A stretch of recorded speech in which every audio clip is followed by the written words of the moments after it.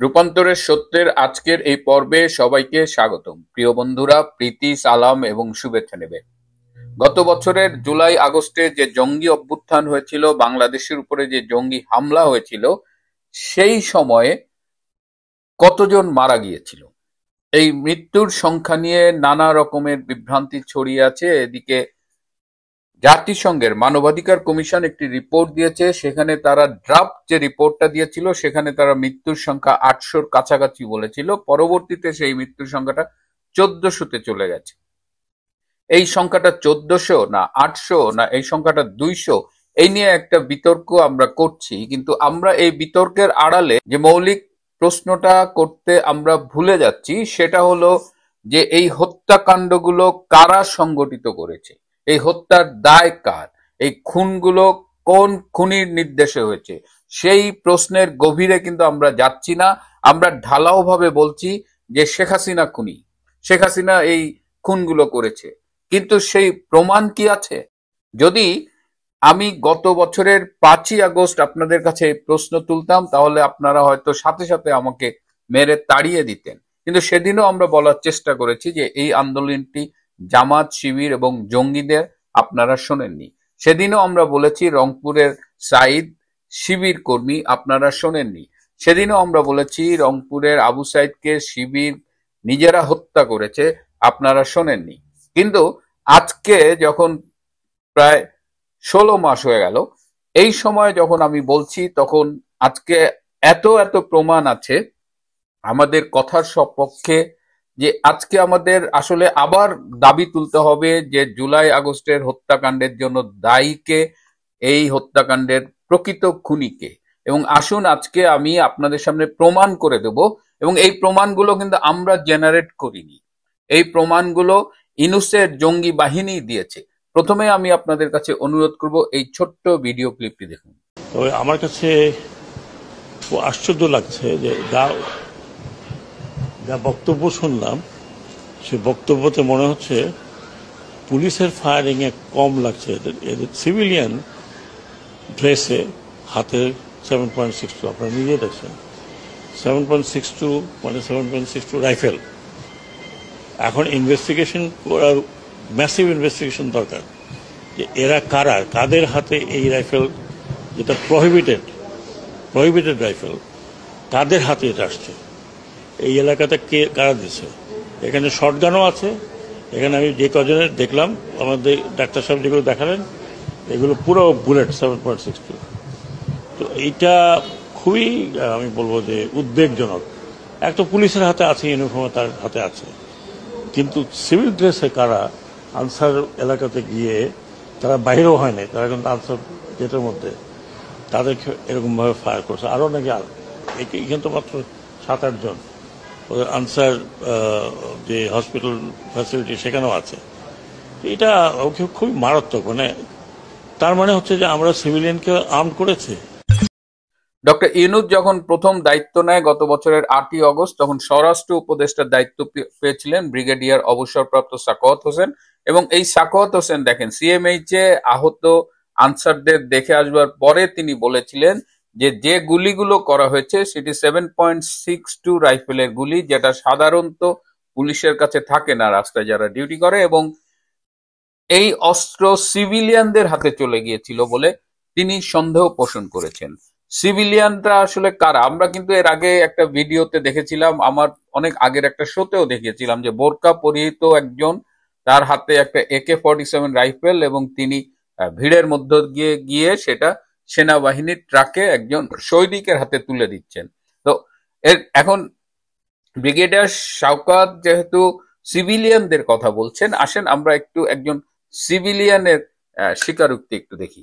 আন্দোলনের মাঠে ছিলাম আমরা, যারা সেনাবাহিনী কর্মকর্তা, তারা আমরা গ্রেনেড দিয়ে খেলেছি, আমরা বুলেট ফায়ার করেছি, আমরা জানি কিভাবে শত্রুর মোকাবেলা করতে হয়। তো আওয়ামী লীগ আমাদের শত্রু ছিল, ওদের মোকাবেলা করার জন্য মাঠে ছিলাম। দেখে বোঝা যাচ্ছে আমার ছেলে ওই স্নাইপার রাইফেল হাতে নিয়ে ছবি তুলেছে, আর এক হাতে আমার কমান্ডো নাইফ ছিল। স্নাইপার রাইফেল হাতে নিয়ে ছবি তুলেছে, আর এক হাতে আমার কমান্ডো নাইফ ছিল, আর এক হাতে আমার কমান্ডো নাইফ ছিল। যে জেনারেশন এত সচেতন, ওই জিনিসটা কিন্তু তারা খাবে না। এই শুভ আফ্রিদি সামরিক বাহিনী থেকে বরখাস্ত হওয়া একজন সাবেক অফিসার, এবং দেখেন সে নিজের মুখে স্বীকার করেছে। এটা কিন্তু তাকে দিয়ে কেউ জোর করে করেছে বা রিমান্ডে নিয়ে করিয়েছে তা না। এবার এই যে সম্প্রতি যে বহুল আলোচিত একটা রায় হলো, একটা অবৈধ আদালতে যে রায়টা হলো, সেখানে দেখেন, সেখানে বিচার চলাকালীন অ্যাডভোকেট তাজুল কি বলেছে এবং তার বক্তব্যগুলো সাথে সাথে খণ্ডন করে আমি একই সাথে ভিডিওগুলো একটু দেখাচ্ছি, আপনারা একটু কাইন্ডলি দেখবেন। আসামি শেখ হাসিনার ফোন আলাপের থেকে আরো জানা যায় তার ষড়যন্ত্রমূলক পরিকল্পনায় দলীয় সশস্ত্র ক্যাডার বাহিনীর মাধ্যমে সেতু ভবন, বিটিবি ভবন, মেট্রো রেল স্টেশন সহ রাষ্ট্রীয় গুরুত্বপূর্ণ কিছু স্থাপনা কি পয়েন্ট ইনস্টলেশন অগ্নিসংযোগের মাধ্যমে পুড়িয়ে দিয়ে আন্দোলনকে ভিন্ন খাতে প্রবাহিত করার জন্য আন্দোলনরত ছাত্র জনতার উপর দায় চাপিয়ে দেওয়ার মাধ্যমে অন্যান্য অমানবিক আচরণ বা আদার ইনহিউম্যান অ্যাক্ট সংগঠন করেন। তখন কি তোমরা একটার হামলা করেছিলে? বিটিবি ভবন, ওই বিটিভিতে আমি নিজে ছিলাম, সেটা আমার বনশ্রী বাসা হতে। ওখানে বিএনপি, জামাত, শিবির, ছাত্র জনতা সবাই ছিল। মেট্রো রেল স্টেশন সহ যেদিন আমাদের যে মেট্রো রেলে হামলা করেছিল, তোমরা কি একলারা করেছিলে? নরসিংদী কারাগার হামলা হয়েছিল, তোমরা কি একলারা করেছিলে? ওখানেও সবাই অংশগ্রহণ করেছিল। সেতু ভবন বনানী, আমি সেতু ভবনের ছাত্র আন্দোলনে মূল ভূমিকা রাখি। আমি সেতু ভবনে ওইখানে হামলাও চালাই, পুলিশ ভিতরে ঢুকার পরে আমি হামলা চালাই ওখানে আমি উপস্থিত ছিলাম এবং আমার ফুটেজ আরটিভিতে আপনাদের দেখাই, ভিডিও দেখাই।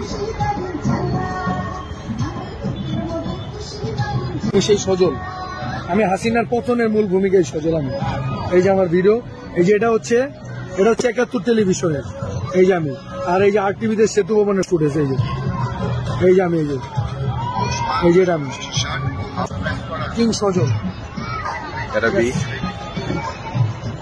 আইন যদি মানতে যেতাম তাহলে কিন্তু এই বিপ্লবগুলো হতো না। মেট্রো রেল, যদি মেট্রো রেলে আগুন না দেওয়া হতো, যদি পুলিশদেরকে না মারা হতো, তাহলে এই বিপ্লবটা এত সহজেই অর্জিত হতো না, কিংবা ফ্যাসিবাদের পতন নিশ্চিত করা যেত না। যদি মেট্রো রেলে আগুন না দেওয়া হতো, যদি পুলিশদেরকে না মারা হতো, তাহলে এই বিপ্লবটা এত সহজেই অর্জিত হতো না, কিংবা ফ্যাসিবাদের পতন নিশ্চিত করা যেত না। আমি নিজে পুলিশের সাথে মারামারি করেছি, পুলিশের গায়ে হাত দিয়েছি। এখন যদি কোনো মতে যদি শেখ হাসিনা ফিরে আসে, সে আর জোর করে কিছু করা লাগবে না, সে রাষ্ট্রীয় নিয়মে আমাকে ফাঁসি দিতে পারবে। দেখেন যে প্রত্যেকটা মিথ্যে দাবি যেগুলো তিনি আইসিটির সামনে দাঁড়িয়ে করেছেন, প্রত্যেকটা তাদের পক্ষের লোকই কিন্তু আবার বিভিন্ন সময়ে প্রমাণ দিয়ে দিয়েছে। তারা মেট্রো রেল ভেঙেছে, তারা সেতু ভবন ভেঙেছে, এবং এই প্রমাণগুলো থাকা সত্ত্বেও আমি জানি না শেখ হাসিনার পক্ষে যিনি রাষ্ট্র কর্তৃক নিয়োজিত আইনজীবী ছিলেন, যিনি ফাঁসির রায়ের পরে হাসতে হাসতে বলেছিলেন ভীষণ কষ্ট পেয়েছেন, সেই লোক এই প্রমাণগুলো আদালতের সামনে দিয়েছেন কিনা, এবং দিলেও কোনো লাভ হতো না, কারণ এই রায় পূর্ব নির্ধারিত এবং এই রায়ের আউটলাইন আগে থেকেই করা ছিল। এখন এই যে এতগুলো হত্যাকাণ্ড সংগঠিত হলো, এবং ডক্টর ইউনূস ২-৩ দিন আগে সেনাবাহিনীর উদ্দেশ্যে একটি বক্তব্যে বলেছেন যে সেনাবাহিনী তাদের এই জঙ্গি অভ্যুত্থানে হেল্প করেছে। এটা আসলে সেনা এবং জঙ্গিদের একটা সম্মিলিত অভ্যুত্থান ছিল, এবং ডক্টর ইউনূস আরো বলেছেন যে এর সাথে বিদেশি শক্তিও জড়িত ছিল।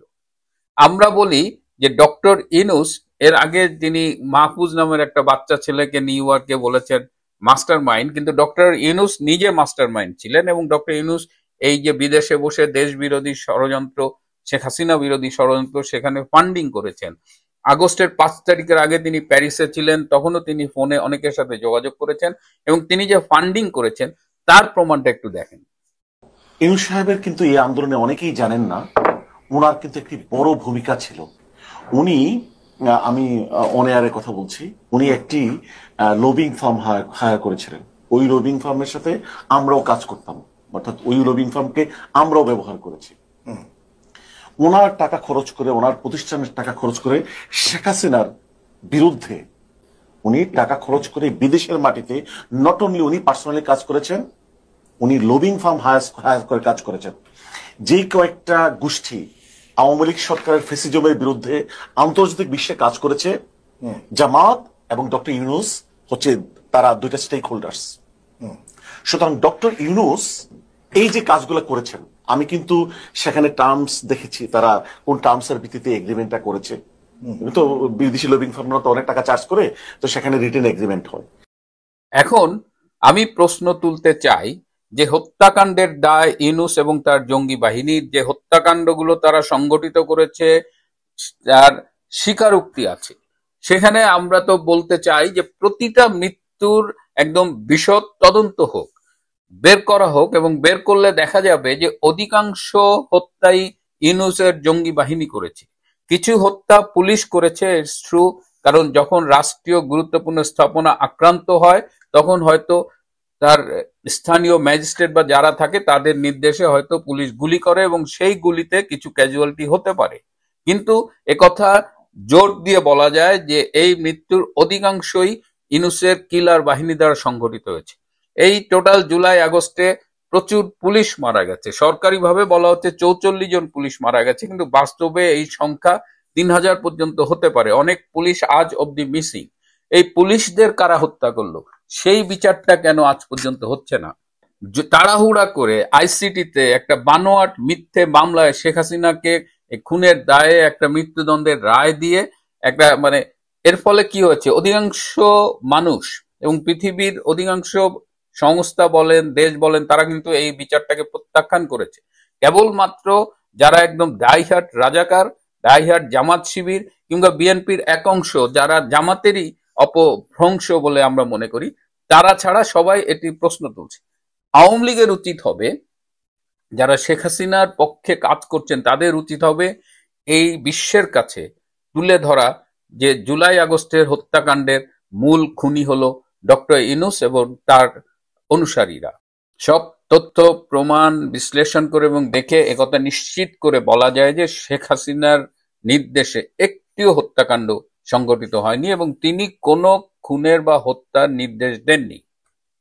প্রিয় বন্ধুরা, আজ এ পর্যন্তই। ভালো থাকবেন, সুস্থ থাকবেন, তার চেয়েও জরুরি হলো নিরাপদে থাকবেন। সবাইকে অনেক ধন্যবাদ।